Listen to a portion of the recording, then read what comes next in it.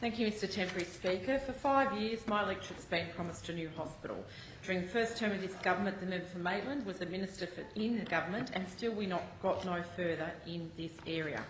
In the 54th Parliament, Labor's last term in office, a $10 million upgrade to the Maitland Hospital Emergency Department was undertaken, which delivered 13 new treatment spaces, 12 new beds and 300 jobs during the construction phase. Very important for our community, which has been going very badly in terms of unemployment in the last year. The Baird Government has done nothing for Maitland and the health sector for more than 5 years. Members opposite have sat on their hands, and all we have is a $6 million sign on Metford Road and more money spent on planning, but still, nearly 6 years on, there is no time frame for the commencement of building works. In the last 5 years, we've also seen code reds in Maitland due to the lack of funding in health in our community.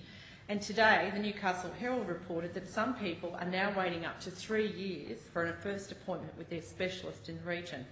The paper says a specialist at Maitland has informed them that they will only take on 2 public patients per year, just 2.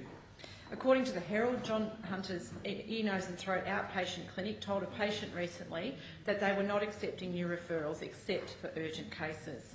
A 74-year-old patient agreed to see a private specialist, but despite being willing and able to pay for treatment, was told that the doctor does not accept anyone who is not privately insured. It's an absolute disgrace. They were told, Mr Temporary Speaker, to try the Central Coast or Sydney to get seen. The patient was advised that not only were they not accepting adult referrals at the outpatient clinic, there was also a 3-year wait for children to see ear, nose and throat specialists, and at critical points in children's education, this is an absolute abomination. In fact, quoting from the paper, they've said to us today that one Hunter specialist who didn't wish to be named said the wait lists were abhorrent. They said, "We seem to be chasing our tails to get wait list reductions, and most of the KPIs apply only to surgical wait times. If you are a kid not hearing and falling behind at school, that's a real society problem that we need to address." The former member for Maitland and Department of Health promised that the new hospital at Maitland would be a John Hunter-sized tertiary hospital.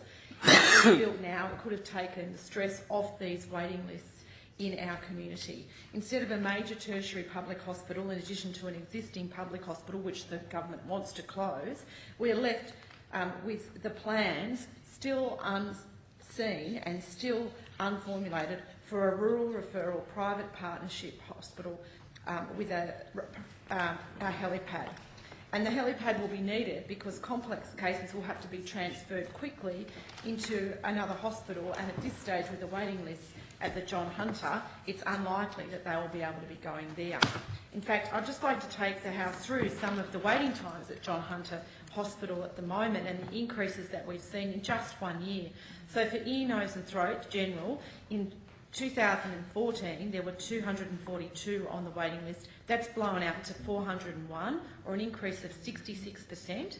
For ear, nose and throat tonsillectomies, it was at 67 in 2014. It's now up to 122, a blowout of 82%.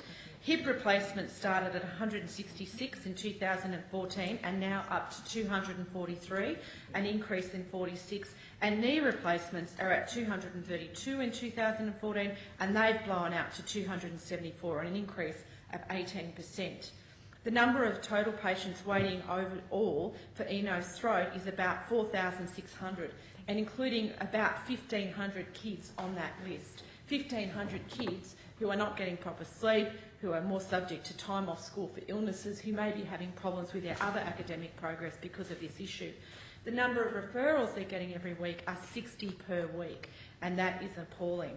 The government needs to take action on waiting times in our community, and the best thing that the government can do is what they promised to do way back in 2014 when the then member for Maitland stood beside the Minister for Health, who I believe has not even attended my electorate in the last 5 years since that time, or certainly since I've been elected, to come and not do more than just stand there and make promises, but actually deliver the hospital that was originally promised, and not some half-baked, half-sized excuse, which is what they're offering now, with no real construction timeframes and the idea that it will become just a fantasy. Thank you.